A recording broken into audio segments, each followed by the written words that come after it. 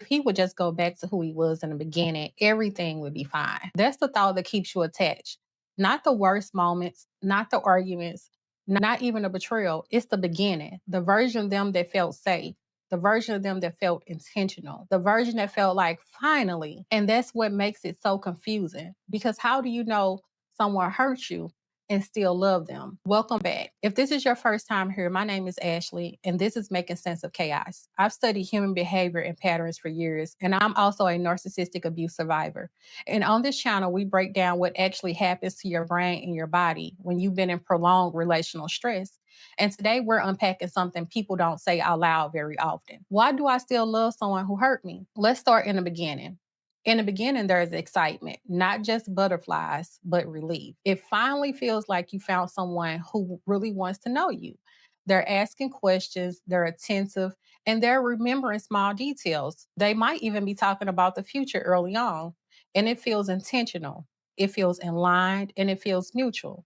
And because it feels mutual, you start making decisions with them in mind. When you're at the store, you grab something they like. When you're planning your week, you check their schedule. When you're thinking long term, they're already included.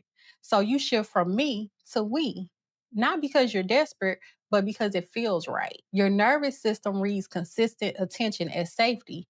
And when someone texts you good morning every day, calls you every night, and talks about long term plans with certainty, your body relaxes.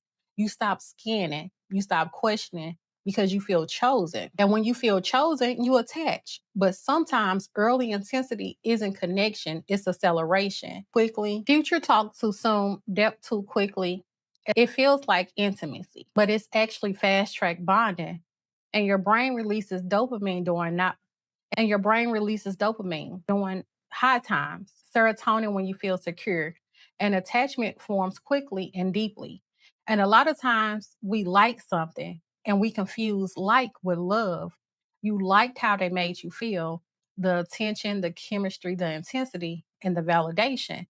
But everything you like isn't good for you. We like sugar, we like adrenaline, we like validation. That doesn't mean that it nourishes us.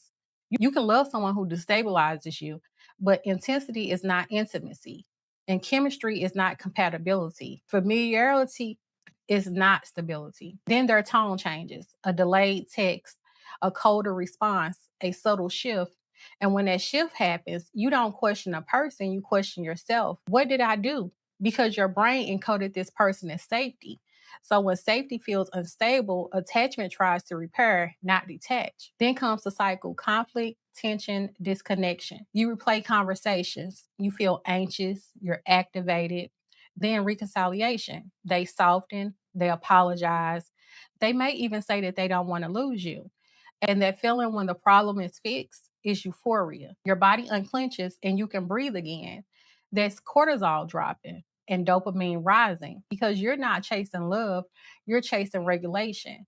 And leaving doesn't feel right because you're removing the source of pain and the source of comfort at the same time. Then withdrawal comes: checking your phone, dreaming about them, panic, exhaustion. Your system is recalibrating because logic does not override attachment. You can know someone is bad for you and still feel pulled towards them, because attachment dissolves with time and repeated safety, not reasoning. You didn't stay in the relationship because you were weak. You stayed because you bonded. And you didn't miss them because you were desperate. You missed them because you're withdrawing. Awareness creates leverage. Growth isn't pretending that you don't miss them. Growth is missing them and still choosing peace. Love alone is not the highest standard. Consistency is. Stability is. You're not broken. You bonded. And now you're unlearning. That process is strength. So just make sure to take it day by day. And every time you tolerate discomfort instead of reaching out, you're rewiring your system. And if this has helped you understand what your brain and body were doing, please make sure to like this video and subscribe. So the next time you're trying to make sense of the chaos, you'll know where to find me. Until next time, keep healing.